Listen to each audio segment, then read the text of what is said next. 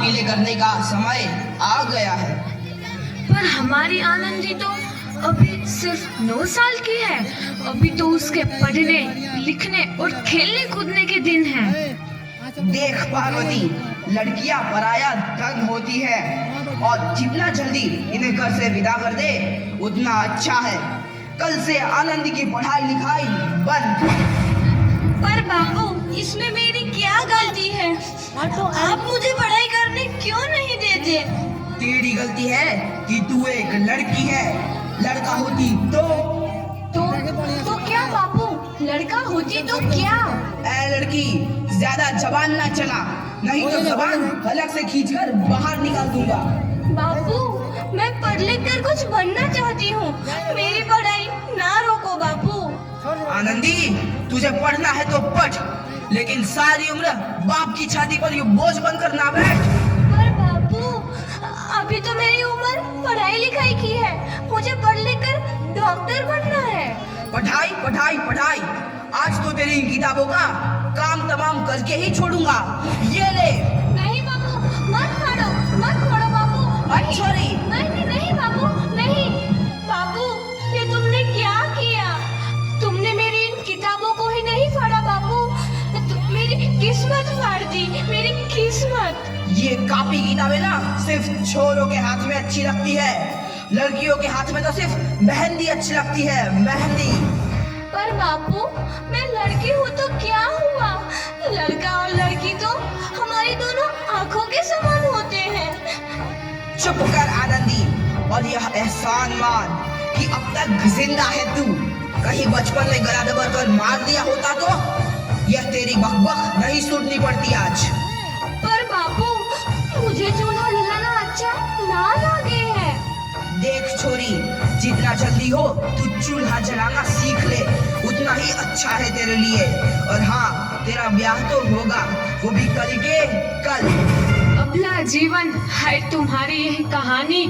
आंचल में है दूध और आंखों में है पानी। मुझे माफ कर दे बेटी, तेरे बापू के जिद के आगे मेरी एक न चलेगी। माफ कर दे बेटी, मुझे माफ कर दे।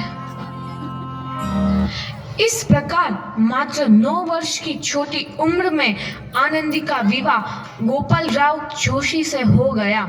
बाल विवाह एक सामाजिक कुरीति है और इस कुप्रथा का शिकार होना पड़ा आनंदी को। 5 वर्ष बाद आनंदी 14 साल की हो गई है। उसके घर एक शिशु ने जन्म लिया है। देखते हैं आगे क्या हो। देखिए ना, इसे क्या हो गया है? इसका माथा तो अंगार की तरफ तप रहा है। इसे तो बहुत तेज बुखार है। आप भी ना कुछ भी बोलते हैं। दीजिए मुझे। माधव, माधव, जल्दी से वैद्य जी को बुला के लाओ। जी, अभी बुला के लाता हूँ। ये तुम क्या कर रही हो आनंदी? भगवान की विभूति लगा रही हूँ। बस करो आनंदी, ये सब अंधविश्वास है। अरे आप यकीन तो कीजिए, भगवान की कृपा से इसका माथा ठंडा हो रहा है और बुखार भी उतर गया है ना बाबू? देखिए, दीजिए मुझे। उठो बाबू, आंखें खोलो, तुम्हें तुम्हारी माँ बुला रही है। आंखें खोलो, देखिए ना इसे क्या हो गया है। आंखें भी नहीं खोल रहा। आंखें खोलो बेटा। आप चुप क्यों है? आंखें खोलो बेटा, आंखें खोलो। आनंदी, हमारा बेटा कभी आंखें नहीं खोलेगा। नहीं, ऐसा नहीं हो सकता। मेरे बेटे को मुझसे कोई नहीं छीन सकता, कोई नहीं छीन सकता। पागल मत बनो आनंदी। माधव, माधव। आनंदी, बंद करो ये पागलपन। भगवान ने मेरा बच्चा छीन लिया। भगवान ने नहीं, तुम्हारी अशिक्षा और अंधविश्वास ने तुम्हारा बच्चा छीना है। अगर तुम पढ़ी लिखी होती तो आज हमारा शिशु जीवित होता। तुम अनपढ़ थे आनंदी, अनपढ़। नहीं, अब मैं अनपढ़ नहीं रहूंगी। नहीं रहूंगी मैं अनपढ़। मैं पढ़ूंगी ताकि कल किसी और आनंदी को इलाज के अभाव में अपना बच्चा ना खोना पड़े। शाबाश आनंदी, और यही तुम्हारे अपराध के लिए प्रायश्चित भी है। जब से दिखा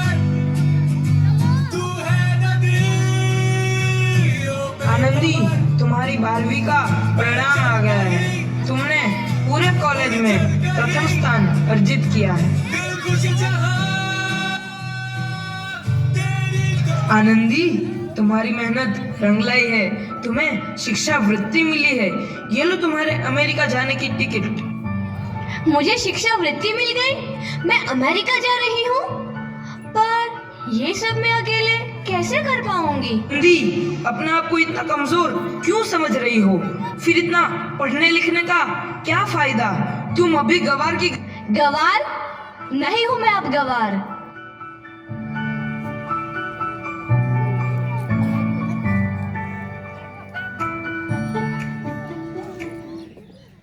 तो इस प्रकार 7 अप्रैल 1883 को आनंदी अमेरिका के पेंसिल्वेनिया के लिए रवाना हुई और 3 साल बाद उन्होंने डॉक्टर ऑफ मेडिसिन की उपाधि प्राप्त कर ली।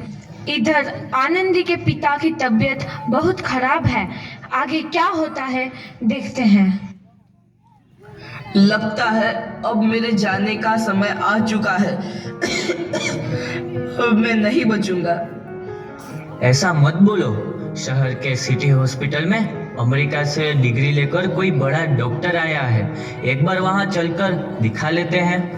हाँ, सही बोला भैया। कम से कम दिल को तसल्ली तो मिल जाएगी। हाँ हाँ, चलो चलो जल्दी हॉस्पिटल चलते हैं।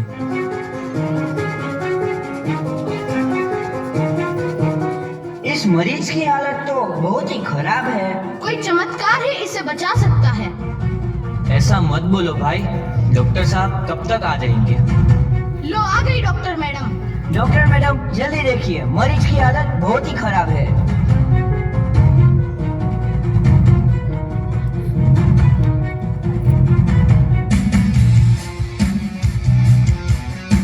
अब आप बिल्कुल ठीक हैं।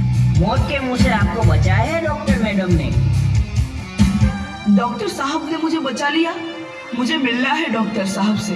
डॉक्टर साहब नहीं, डॉक्टर मैडम बोलो। डॉक्टर मैडम, उन्होंने ही तुम्हें जीवन दान दिया है। लो आ गई डॉक्टर मैडम, मिल लो उनसे। डॉक्टर मैडम, आपका बहुत बहुत धन्यवाद। आपने मेरी जान बचाई। इसके बदले में मैं गरीब भला आपको क्या दे सकता हूँ? वचन वचन चाहिए मुझे कि कभी ये नहीं कहोगे कि लड़कियां कुछ नहीं कर सकती। वचन? ये कैसा वचन? अरे श्यामलाल, तुमने पहचाना नहीं? तुम्हारी बेटी आनंदी। आनंदी? मेरी बेटी आनंदी डॉक्टर? हाँ बापू, वही आनंदी जिसके लिए बचपन में तूने चूल्हा और दूल्हा के अलावा कुछ नहीं सोचा था। आनंदी, आनंदी मेरी बेटी, मुझे माफ कर दे। मैं तेरा गुनहगार हूँ बेटी। नहीं नहीं बापू, वही आनंदी जिसके हाथ पीले करके तुम उसकी सारी जिंदगी काला कर देना चाहते थे।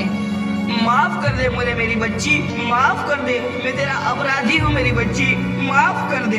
नहीं बापू, मैंने तो तेरा एहसान चुकाया है। याद है ना अपना एहसान जो बचपन में तुमने मुझ पर किया था? ताने सुना सुना कर जीते जी मार डाला था मुझको। अब बोल, और किस किस को मारेगा? आनंदी बेटी, मुझे माफ कर दे मेरी बच्ची। मैं तेरा गुनहगार हूँ। बापू, आपने ही तो बोला था किताबें सिर्फ बेटों के हाथ में अच्छी लगती है, बेटियों के हाथ में तो सिर्फ मेहंदी। बेटों और बेटियों में फर्क करना तो आंखों में फर्क करने समान है। एक का पढ़ना और दूसरे का ना पढ़ना सामाजिक अंधकार है बापू, सामाजिक अंधकार। उपकार मांगता हूँ मैं तुझ जैसी बेटी का, जिसने सारी उम्र मुझसे कुछ ना मांगा। मांगा तो सिर्फ बराबरी का दर्जा, वरना सच तो यह है कि मैं तेरी माफी के लायक भी ना हूँ। मुझ जैसा बाप तेरी बराबरी कर सके, उसके मैं लायक भी ना हूँ मेरी बेटी, मैं लायक भी ना हूँ। अपने बापू को क्या माफ नहीं करोगी आनंदी? माफ कर दो आनंदी, माफ कर दो। सुबह का भूला यदि शाम को घर लौट आए तो उसे भूला नहीं कहते। बापू। तो इस प्रकार आनंदीबाई जोशी ने अपनी मेहनत और अटूट इरादे से न केवल भारत की पहली महिला डॉक्टर बनी, बल्कि आगे चल के उन लड़कियों के लिए सुनहरा रास्ता दिखा गई जो जीवन में कुछ करना चाहती थी।